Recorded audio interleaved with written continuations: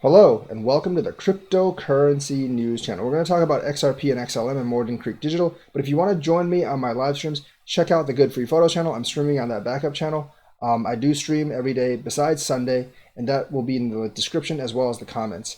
Also, check out my Crypto Daily Updates channel. One video a day for all the day's great crypto news. So check those out in my description and in the comments. Now, we're going to talk about XRP and XLM and why they're actually not included in Morgan Creek Digital's portfolio. Now, Morgan Creek is a fairly large crypto fund. They're very well known. They were one of the first ones, and they have all the top coins besides XRP and XLM in their portfolio.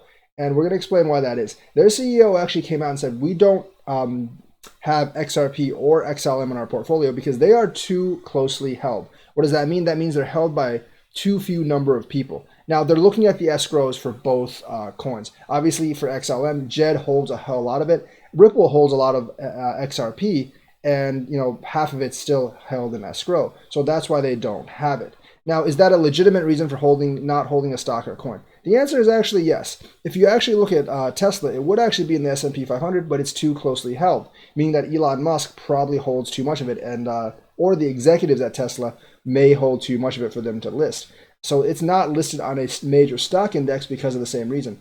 I do think other funds do follow similar rules, and that's why if you don't see XRP or XLM actually in some of these funds, you will actually know why, because they're too closely held, meaning that the corporation or individual executives hold too many of the coins. Now, obviously, you have Arrington XRP Capital, which does actually hold XRP.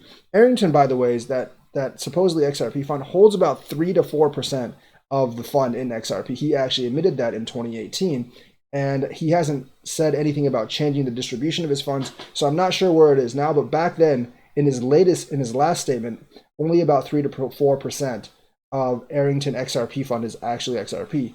And in that same article, he actually held more Bitcoin Core or Bitcoin than XRP itself. So being closely held obviously lets your organization control the coin a little bit more, but it also has the drawback of that not a lot of funds may buy into you because of certain regulatory pressures, or they're afraid that you're going to manipulate the coin, especially hedge funds.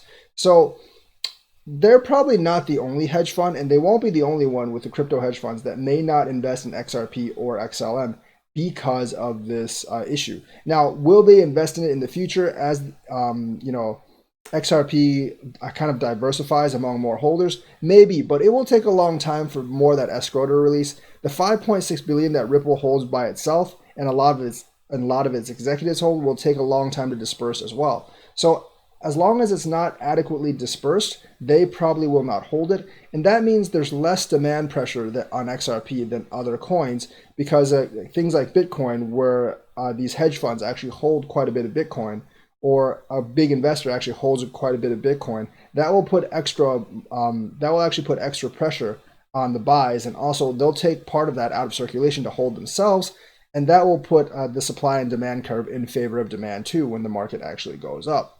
So that's one of the drawbacks. Now, does that actually mean that XRP can't go very high? No, that does not actually mean that. Remember our example about Tesla. Tesla may not be in the S&P 500, but Tesla still went up super, super huge because people actually believe in the company. Now, cryptos are a little bit different, because just because you own the crypto doesn't actually mean you own any of the company. We all know that you can't really own the Bitcoin Foundation, and owning XRP does not mean you own shares of Ripples. So it's a little bit different, but they can still go up if people speculate on them, and I'm not really sure how big of an effect this does. I just think, in the long term, if you're not a part of a lot of these hedge funds, you just don't have quite as much buying pressure or demand for your coin as some of the others. But I believe, I don't really believe in XLM, but I do believe that XRP will have its own demand.